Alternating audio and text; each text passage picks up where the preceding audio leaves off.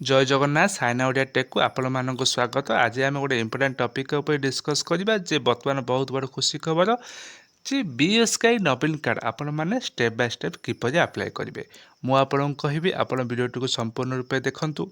आपण माने निर्भुल भाव किपरि एहाकू निज मोबाइल फोन रे हो निज सिस्टम रे हो किबा मो सेवा केंद्र हो आपण माने किपरि एहाकू स्टेप बाय स्टेप अप्लाई करि पारिबे।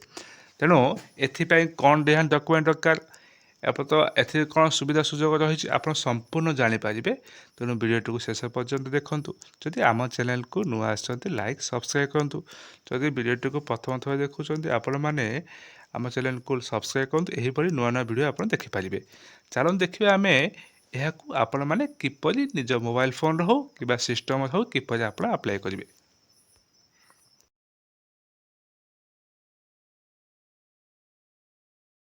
आपण मैंने बीएसके नवीन कार्ड अप्लाई आवेदन करने पूर्व किसी इंपोर्टाट पॉइंट उपर ध्यान दिंतु ना आपण फॉर्मटी रिजेक्ट हो पार। तेणु ये आप आवेदन करने पूर्व देखो ये जे बीएसके कार्ड क्यों मैंने आवेदन करेंगे।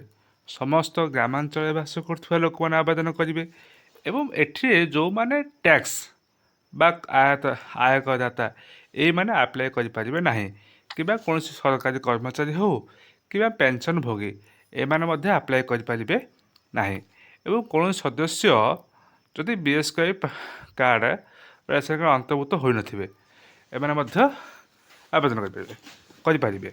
एवं एठी योग्यता कौन रही तो एठी कहा ना आपण मैंने बीएसके नवीन कार्ड अप्लाई करें। देखो ये परिवार मुख्य बा जो मैंने परिवार मुख्य तांकरी ना रे अप्लाई करें नहले परिवार जो मानक बयस 18 वर्ष ऊर्ध्व से नाम बीएसके नवीन कार्ड अप्लाई करें। एथिपाई आपण को गोटे मोस्ट इम्पोर्टाट हूँ जे आधार कार्ड सहित मोबाइल नंबर लिंक थी निहाती दरकार। तेणु यही दरखास्त केवाईसी फर्म द्वारा हो पार। एवं 18 वर्ष जो ऊर्ध्व बयस बा जो मैंने अप्लाई करें भोट परिचय पत्र निहाती एवं एठी मोबाइल नंबर सहित आधार कार्ड निहाती लिंक थी दरकार। एवं आउ कौन दरकार ना दरखास्तकारी एवं परिवार मुख्यंकर गोटे पासपोर्ट दरकार। एवं जदि 5 वर्ष कम पिला आप नाम लगा चाहूँगी तांकर भी कौन करेंगे एठी ना आधार कार्ड निहाती थिबा दरकार। जदि 5 वर्ष कम पिला आधार नंबर न थाए ताले आपण माने 30/6/2024 सुधा आधार नंबर एठी करें। ये समस्त डॉक्यूमेंट को आप मैंने एकाठी करिकी एहाकू आप अप्लाई करें। एवं कौन किपर अप्लाई करेंगे ना निजे ये अप्लाई करेंगे नहले मो सेवा केन्द्र जाकि अप्लाई करेंगे। तेणु आपण मानक देखी आज चलन देखिए किपर आप अप्लाई करेंगे।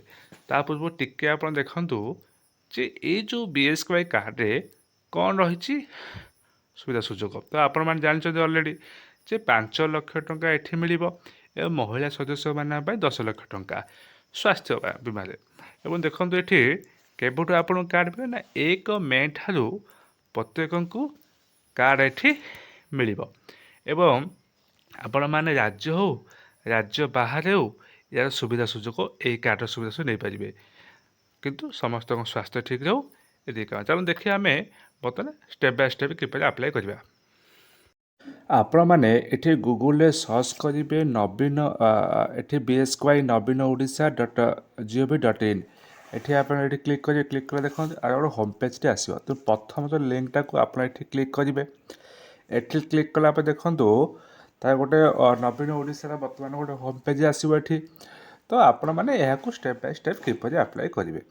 देख यहीपर गोटे होम पेज आसला ये ऑनलाइन एप्लिकेशन अच्छे देखिए ये ऑनलाइन एप्लिकेशन अच्छी एवं प्रथम आपण मानक रजिस्ट्रेशन करा पड़ो। ये आपण मैंने किपर रजिस्ट्रेशन करेंगे चलतु मुझे देखेबी स्टेप बाय स्टेप बतेबी आपण रुहतु।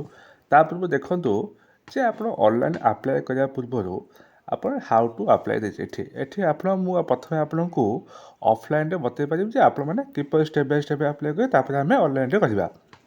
देखो ये आसला जे आप प्रथम कौन कर यही तो बीएसके नवीन .ओडिशा.gov.in क्लिक कले। क्लिक कलापर अच्छे अप्लाई फॉर बीएसके ये गोटे अप्लाई फॉर बीएसके ऑप्शन रही तो ये भी आप प्रथम अप्लाई फॉर बीएसके ये अप्लाई करेंगे। तापर स्टेप कौन रही जे आपण मैंने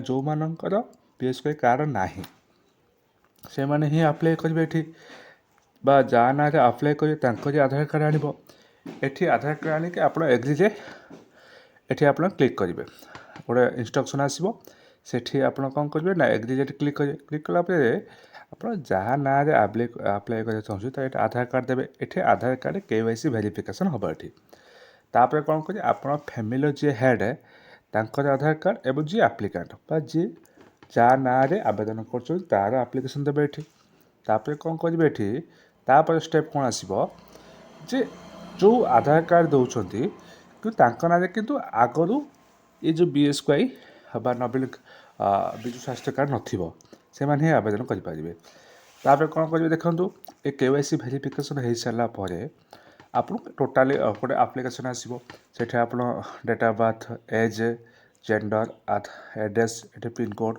संपूर्ण ठीक भाव आप देवे तापर आपणकर जदि भोटर लिस्ट अच्छे भोटर लिस्ट ये अपलोड करेंगे ये आप कौन करेंगे ना भोटर कार्ड देवे प्लस ये स्कान कॉपी से भोटर लिस्ट तापर आपण मानक मोबाइल देलापर आपन गोटे OTP वेरिफिकेशन आसो ये आप OTP देवे आप निहाती आधार कार्ड सहित मोबाइल नंबर निहाती ये आड हो दरकार ना आपन को OTP आसो ना तापर आप कौन करेंगे आप घर केजन मेम्बर अच्छा तार ये टोटाली स्टेप बाय स्टेप ये समस्त आधार कार्ड एवं डिटेल्स आप क्लिक ये सबमिट करेंगे तापर शेष कौन अच्छी आप ये सब डिटेल्स सठिक भाव दे सारापर देखो ये प्रिव्यू ऑप्शन तापर देखिए आप सबमिट करने पूर्व प्रिव्यू ऑप्शन आसो आप डिटेल देखिए जदि करेक्शन अच्छे करेक्शन करेंगे भूलते